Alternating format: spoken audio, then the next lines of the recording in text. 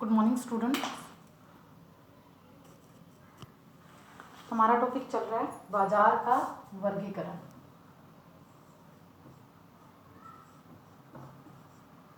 बाजार चल रहा है मार्केट। थोड़ा ऊपर लिखते हैं।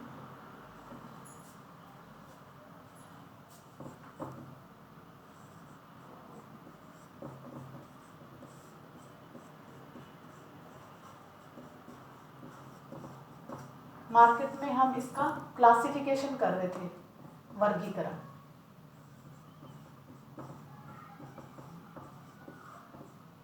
बाजार का वर्गीकरण या क्लासिफिकेशन ऑफ मार्केट। तो हमने इसमें एक पहला किया था, जो पहला किया था वो किया था कि बाजार को कितने भागों में बांटा गया है। तो बाजार को हमने सबसे पहले स्थान या क्षेत्र के आधार पर बांटा था। स्थान या क्षेत्र के आधार पर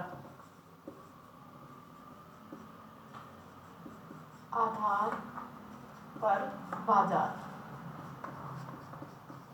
अब हम दूसरे के इसके अंतर्गत हमने 4 प्रकार का बाजार किया था। पहला था स्थानीय बाजार या लोकल मार्केट। दूसरा हमने इसमें रीजनल मार्केट या प्रांतीय या प्रादेशिक बाजार किया था। तीसरा हमने इसमें नेशनल या राष्ट्रीय बाजार, और चौथा जो इसके अंदर था वो था अंतरराष्ट्रीय बाजार या इंटरनेशनल, और इंटरनेशनल को विश्वव्यापी या यूनिवर्सल मार्केट भी बोला गया था। अब हम दूसरा जो करेंगे वो है समय के आधार पर बाजार। पहला स्थान के आधार पर, दूसरा समय के आधार पर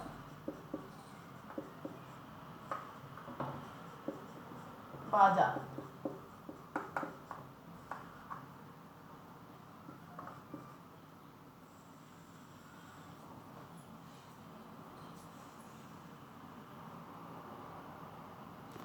इसमें हम बात करते हैं समय के आधार पर बाजार को 4 भागों में बांटा गया है।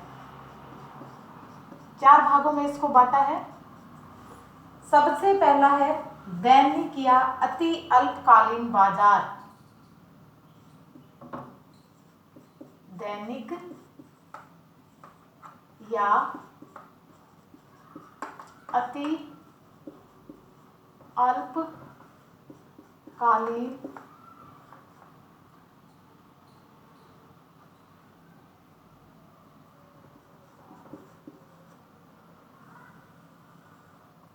बाजार।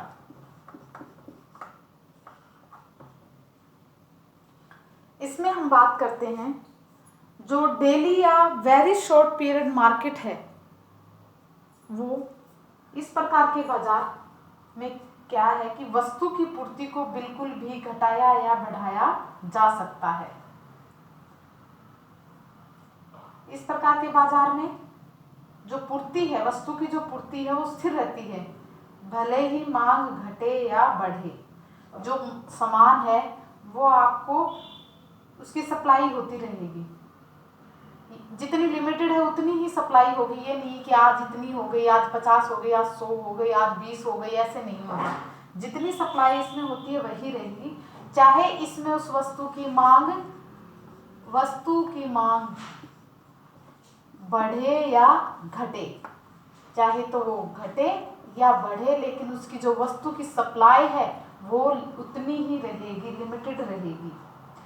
परंतु पूर्ति में लेश मात्र भी परिवर्तन करना संभव नहीं है।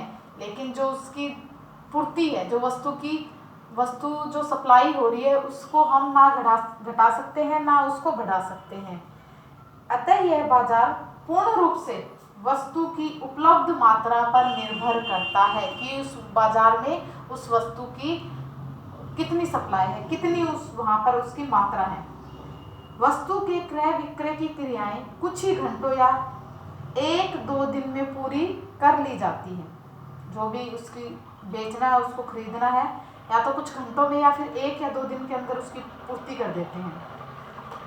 और वस्तु का मूल्य निर्धारण उसकी मांग पर निर्भर करता है। जो उसका रेट है, जो उसका प्राइस है, वो किस पर निर्भर करता है? जो उसका मूल्य है वो उसकी मांग पर निर्भर करता है, मांग पर मूल्य निर्भर करता है। यदि इसमें क्या होगा, यदि मांग अधिक होगी तो वस्तु की मात्रा कम होती है और वस्तु का दाम अधिक रहता है। ऑब्वियसली जब किसी वस्तु की मांग अधिक रहेगी तो उस वस्तु की कीमत भी अधिक होगी और उसकी मात्रा कम हो जाएगी। मात्रा तो कम हो जाएगी लेकिन उसकी मूल्य और उसकी दाम और उसकी जो डिमांड है वो हाई रहेगी, मांग भी हाई रहेगी और उसकी कीमत भी हाई रहेगी।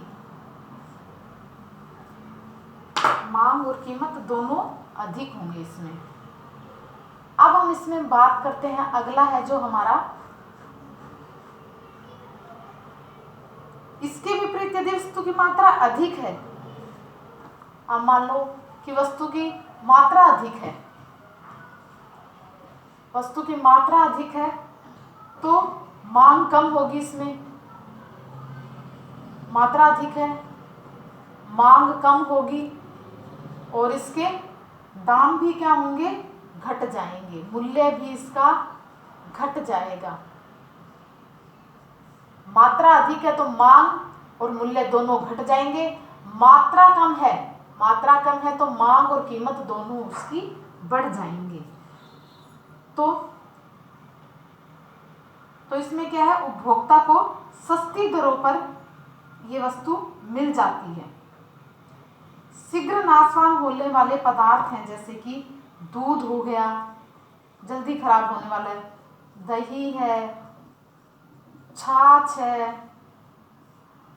मांस, मछली, साग, सब्जियां, मिठाई आदि का बाजार अति अल्पकालीन अथवा दैनिक ही होता है। इस प्रकार की जो वस्तुएं हैं जो जल्दी खराब हो जाती है, उन वस्तुओं का जो बाजार है वो दैनिक या अति अल्पकालीन बाजार कहलाता है। फिर है अल्पकालीन बाजार, ये तो था अति अल्पकालीन। अब हम बात करते हैं दूसरा, इसमें है अल्पकालीन बाजार।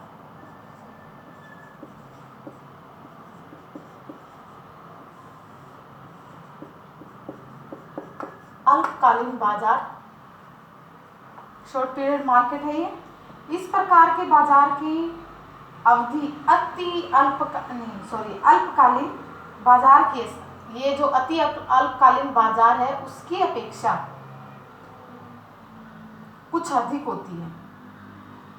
इसकी जो अवधि है इसके कंपैरिजन में थोड़े से अधिक होती है।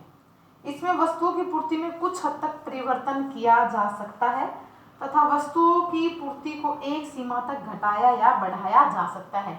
इसमें तो ना तो हम वस्तु की उसको बढ़ा रहे थे ना कम कर रहे थे इसमें, लेकिन इसमें क्या था कि वस्तु की पूर्ति कुछ हद तक क्या है, कम या ज़्यादा, उसमें थोड़ा बहुत परिवर्तन किया जा सकता है।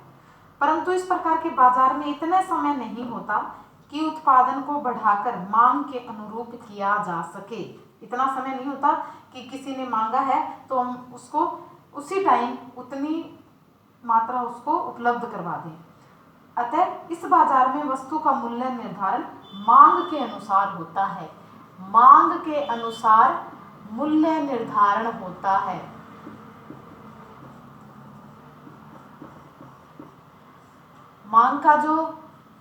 मांग के अनुसार किसी भी वस्तु का इसमें मूल्य निर्धारण होता है, कम या अधिक होता है। इस बाजार का मूल्य अल्पकालीन मूल्य या सामान्य मूल्य कहलाता है। इस बाजार का जो मूल्य है वो अल्पकालीन मूल्य कहलाता है।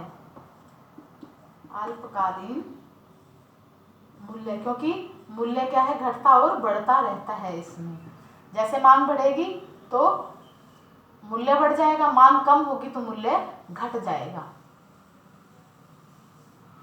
अब हम इसमें तीसरे प्रकार के बाजार की बात करते हैं, दीर्घकालीन बाजार।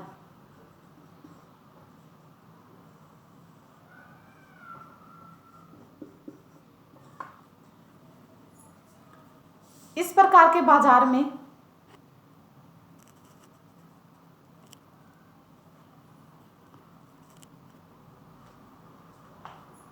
उत्पादक के पास पास इतना पर्याप्त समय मिल जाता है कि वस्तु के मांग के अनुसार पूर्ति में परिवर्तन कर सकता है, कि उसके पास इतना समय है कि वो किसी भी वस्तु की मांग को पूरा कर सकता है, मांग की पूर्ति कर सकता है। जिसने जितना अधिक मांग की उतनी ही उसको माल की सप्लाई कर दी। जैसे किसी ने मांगा कि मुझे इतने चाहिए तो उसने उतने ही दे दिए। अगर किसी ने चाहा मुझे इतने और चाहिए तो उतने की पूर्ति भी हो जाती है। तो दीर्घकालीन जो बाजार है उसमें मांग की पूर्ति हो जाती है।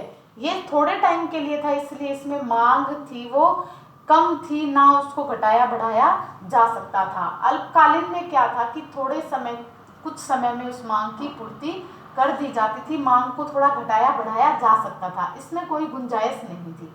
अब दीर्घकालीन में क्या है, समय अधिक होने के कारण इस बाजार में जो उत्पाद हैं उनकी मांग की पूर्ति कुछ अधिक है, औरों की बजाय पूर्ति कर देते हैं। इस प्रकार परिवर्तित मांग के अनुसार पूर्ति को घटाया और बढ़ाया जा सकता है। अतः वस्तु के मूल्य निर्धारण में मांग की अपेक्षा पूर्ति का महत्वपूर्ण स्थान होता है। जो मूल्य है वो किस पर, सप्लाई पर निर्भर करती है। वस्तु का जो मूल्य है वो वस्तु की पूर्ति पर निर्भर करता है।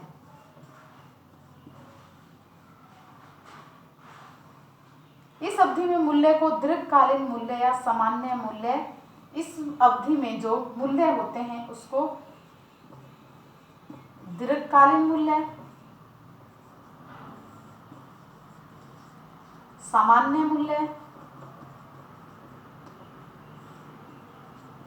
और लागत मूल्य भी कहते हैं। लागत मूल्य कहते हैं। टिकाऊ वस्तुओं का बाजार दीर्घकालीन होता है। जो टिकाऊ वस्तुएं, तो ये जो जिनका लंबे समय तक कुछ खराब नहीं होता, उनका बाजार दीर्घकालीन होता है। जैसे सभी तरह के कपड़े हो गए, कपड़ा हो गया, चावल हो गए, जो चावल है, अनाज है, चीनी है, ये क्या है, सभी दीर्घकालीन बाजार में उपलब्ध होते हैं। दीर्घकालीन बाजार के अंतर्गत ये वस्तुएं आती है। तो ये था हमारा तीसरा दीर्घकालीन बाजार। अब हम बात करते हैं अति दीर्घकालीन बाजार की।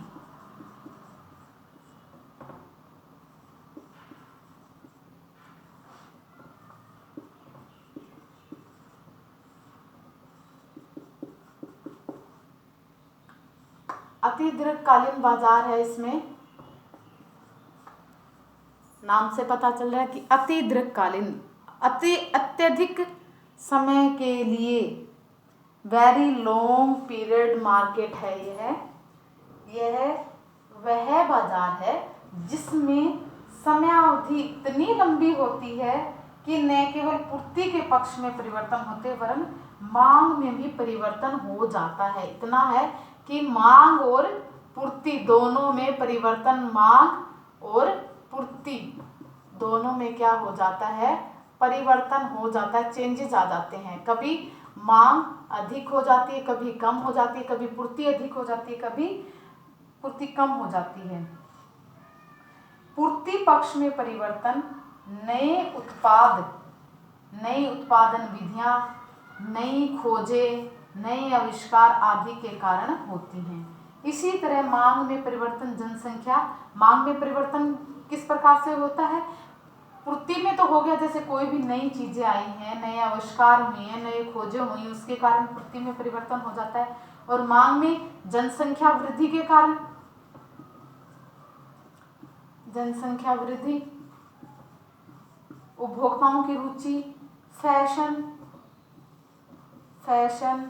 रुचि, इनके कारण मांग में परिवर्तन हो जाता है और पूर्ति में परिवर्तन होता है, नए नए उत्पाद, उनके कारण। इस प्रकार उत्पाद को मांग के अनुसार पूर्ति करने का पर्याप्त समय मिल जाता है और मांग एवं पूर्ति में जो तालमेल है उसकी प्रक्रिया चलती रहती है। अतः हम यह कह सकते हैं कि दीर्घकालीन बाजार में मांग एवं पूर्ति में नई परिस्थितियों के कारण उनमें समायोजन हो जाता है, तालमेल बैठ जाता है। वस्तु का मूल्य निर्धारण मांग एवं पूर्ति की शक्तियों के स्थायी साम्य द्वारा होता है। दीर्घकालीन बाजार को काल निरपेक्ष मूल्य भी कहते हैं। दीर्घकालीन, अति दीर्घकालीन बाजार को काल निरपेक्ष मूल्य भी कहा जाता है। इस प्रकार के बाजार में क्या आते हैं, उदाहरण के लिए आ जाएंगे, जैसे गाड़ी है, स्कूटर है, ट्रक, सोने चांदी के गहने,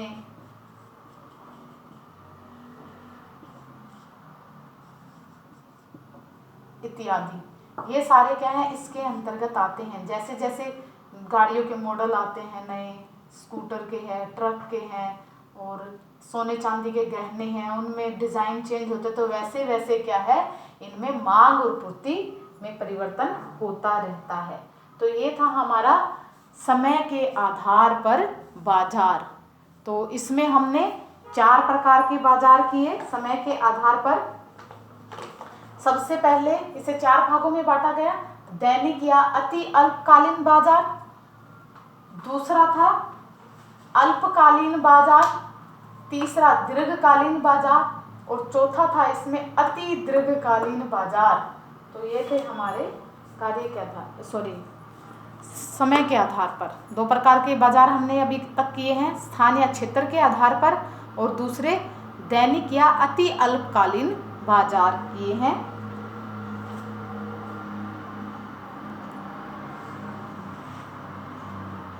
अब हम इसमें आगे करते हैं हमारा,